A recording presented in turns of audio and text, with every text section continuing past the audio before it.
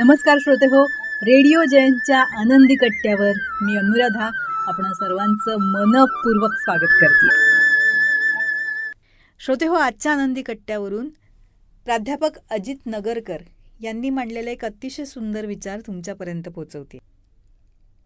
Doctor साठे, ज्यांना आपल्या ज्ञानाचा प्रचंड अहंकार, आणि श्याम काका, एक सामान्य माणूस. विभावरी ही श्याम काकांची मुलगी.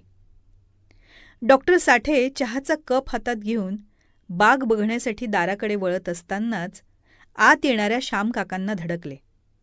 धक्का लागून चहा त्यांच्या शर्टवर सांडला. नॉनसेन्स, ते काकांकडे रागानं पाहत ओरडले. काका बिचारे हातातल्या फडक्यानं चहा पुसू लागले. पण डॉक्टर साठे पुन्हा ओरडले, ते घाणेरडं फडकं माझ्या कपड्यांना लावू नकोस, आता दिसत नाही हातात चहा आहे माझ्या. श्याम काका खजील होऊन खाली बघत उभे राहिले. विभावरी एकदम उभी राहिली. ती डॉक्टर साठ्यांकडे बघून म्हणाली, तुमचा चहा सांडला का? हो मग, हा गावठी माणूस येऊन धडकल्यावर आणखी काय होणार?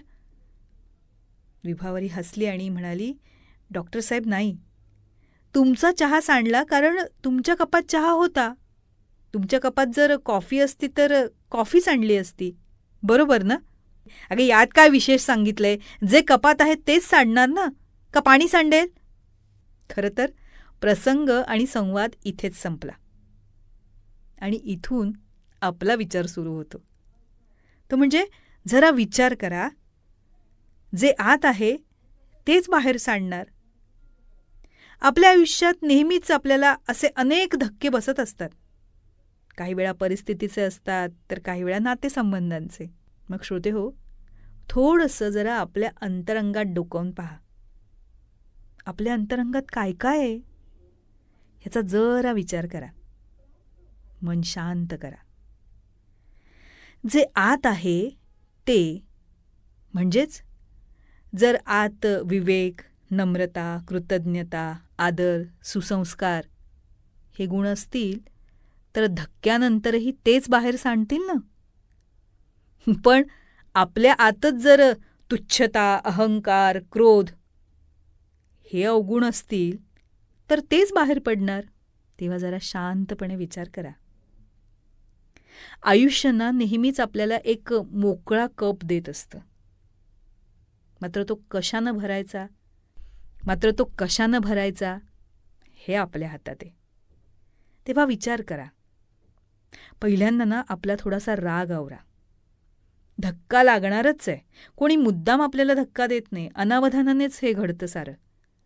पण समोरच्याला सांभाळून घेणं हे सर्वस्वी आपल्याच हातात असतं. तेव्हा आपल्यात जे असेल तेच बाहेर सांडतं हे आपण नेहमीच लक्षात ठेवायला हवं, हो ना? हा होता आनंदी कट्ट्यावरचा आजचा सुंदर विचार. तुम्हाला तो कसा वाटला याविषयीची तुमची कमेंट बॉक्समध्ये नक्की लिहा. आणि त्याचबरोबर रेडिओ जयंतचे दर्जेदार कार्यक्रम ऐकण्यासाठी रेडिओ जयंत लाईक करा, शेअर करा आणि सबस्क्राईब करा. रेडिओ जयंतचं सबस्क्रिप्शन फ्री आहे. आणि त्याचबरोबर नोटिफिकेशनसाठी बेल आयकॉनवर क्लिक करायला सुद्धा विसरू नका.